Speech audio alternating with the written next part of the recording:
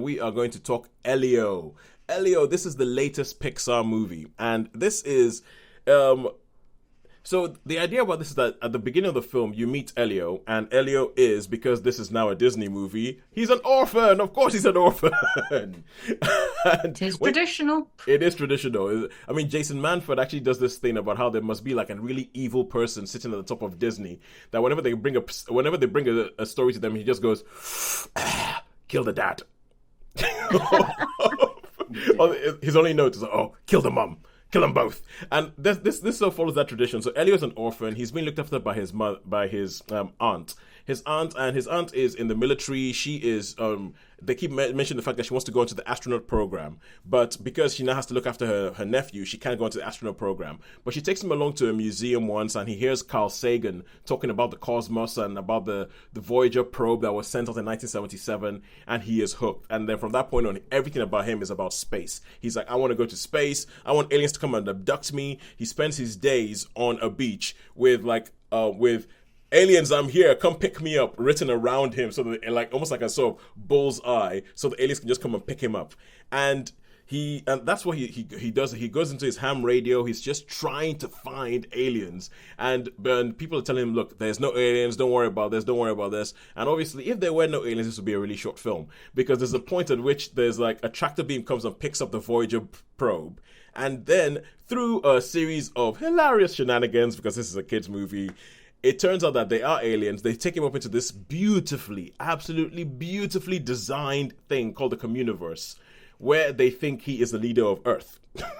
They think he's the leader of Earth, and he's like, "Oh, cool, yeah, I'm here. I'm finally where I belong. I'm with these people who actually get me. I'm with the aliens." But then something comes up that means that he might not be able to stay there, because another alien race is trying to attack the Communiverse because they haven't been allowed in. So he ends up being like a sort of essentially shenanigans ensure the whole thing becomes Elio's trying to do whatever he can do to remain in the Communiverse. And it becomes a buddy movie because he has him and another absolutely adorable slug alien called Glorgon. And then it becomes a buddy movie of them going stuff and doing things and everything like that. It has the usual sort of Pixar invention in it. There are sequences in this that I say are beautifully rendered. There's one particular one that has to do with space debris, where it's almost kind of like they're making a point about how much debris humans have just put up in space and just left there. But there's a whole sequence of space debris that they do something, and you know how Sean has his whole thing about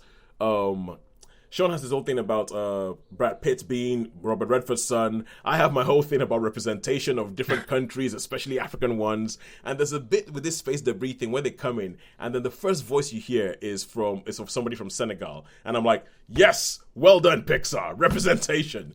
And one thing I would say, and I feel like this Pixar movies have become more personal as they've gone along. So you had your Toy Story and your Monsters Inc. and everything like that all revolved around one particular idea. Like, what happens if toys actually come to life when you leave the room? What if the monsters in your cupboard really are real? And extrapolated from that. As they've gone later, they've become a bit more personal. Turning Red was a lot about Domi Shi's life and all that. And I feel like sometimes with the more personal stories in Pixar, they forget about the central crackerjack idea.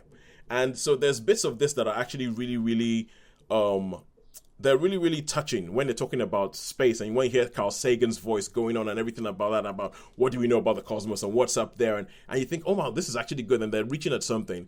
But the rest of it is kind of like they didn't quite give the same care to the story. It's kind of like, it's like for me, one of my least favorite Pixar movies is The Good Dinosaur, that had this idea, and the original idea was, what happens if the asteroid that hit the Earth and wiped out the dinosaurs missed? And that, I'm like, okay, that's interesting, but then the rest of the film does nothing with that idea. And I feel like there's elements of that in this where I really enjoyed it. There's bits of it. It's not top tier Pixar, but I do think it's a good film. But I can only give it a 3 out of 5. I think the bits with the space exploration are good. There's a bit where, Sean, you're a bit into the space program, right? Yeah. There is one particular scene where, to do with the space debris, where something comes at them, and the way it's rendered and the idea that this thing is just out there, I was like, I think Sean would like this. Ooh, right. I think Sean would like, if nothing else, this 15 seconds of this film. Sean, the idea sounds good.